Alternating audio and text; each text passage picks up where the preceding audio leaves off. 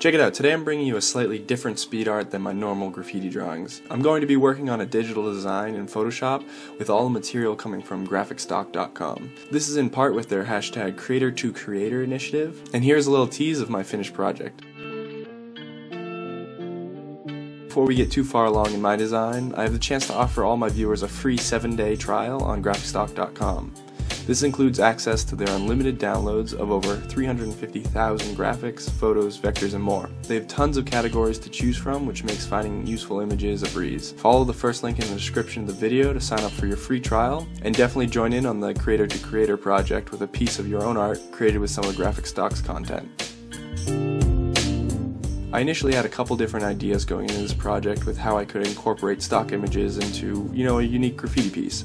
I settled in on trying to make a graffiti piece using assorted geometric shapes and then build up from there into a larger piece. I found a black and white font set in the illustration section and decided to run with using the punctuations and symbols for the boxes of each letter. Although there were already letters in this font set that kind of defeats the purpose of making this my own, I avoided those and used more of the unique stuff. If you caught the piece on my Wild Style hoodie from this past winter, I tried somewhat of a similar thing where I drew an elaborate S and then mirrored, flipped it, or adjusted it to convert it into all the other letters of Sive. And now in the same vein, I have somewhat of a toolbox of symbols that I can use to make a cool piece.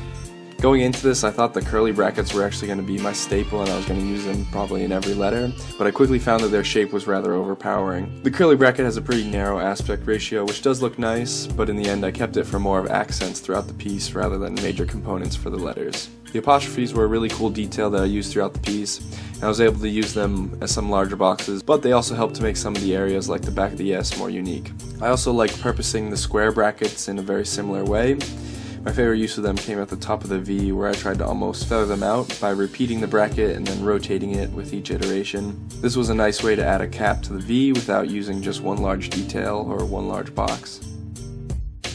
The letter E definitely turned out to be my favorite out of the four in this project. The pound sign made for a hardy bottom once the less than sign was also added into its little corner. I stretched the use of some of these shapes by erasing out some of the sections I didn't really care for. The bottom right of the E actually reads a lot like an X, but I don't completely hate it because of that. It helps to trail the reader's eye off when moving from left to right, which makes an easy transition into the background.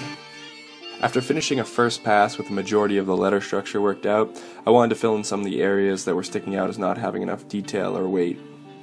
I mostly went back through with the punctuations like the comma and apostrophe to liven up some of these areas. While working with this toolbox style of lettering components, I definitely found some new ways that I want to style my own letters. For example, the comma on the middle of the E works really organically with the uppercase letter. This is something I definitely never would have tried without running through an experiment like this. And the same actually goes for the bottom of E with the squiggly equal sign. It gives different momentum to the letter while being a rather subtle addition. Now this is definitely not a typical way to make graffiti, but it's an awesome test on lettering structure without breaking too many lettering rules. Now for the background image, I think it's a helicopter or drone shot from Bangkok, Thailand. I decided on this one in particular because it had a really nice orangey tungsten hue to the streets and the very dark contrast of the city itself. In order to extend out the scene and fill it up, I kind of did a glitch style to move those edges a little bit further. My thought here was that I could make a few different croppings of the image for different poster or desktop background sizes. And I almost like the widest cropping of this shot the best because you can see some of those pink glitch strips that really add a nice contrast to the orange and teal colors. The glitch also looks like a light painting off the streets, which is definitely an unintentional vibe, but worked pretty cool in the end. If you want links to the stock images I used for this whole piece, I'll have them in the description box below. And if you want a copy of the completed digital file, I'll have links to some different versions for your convenience.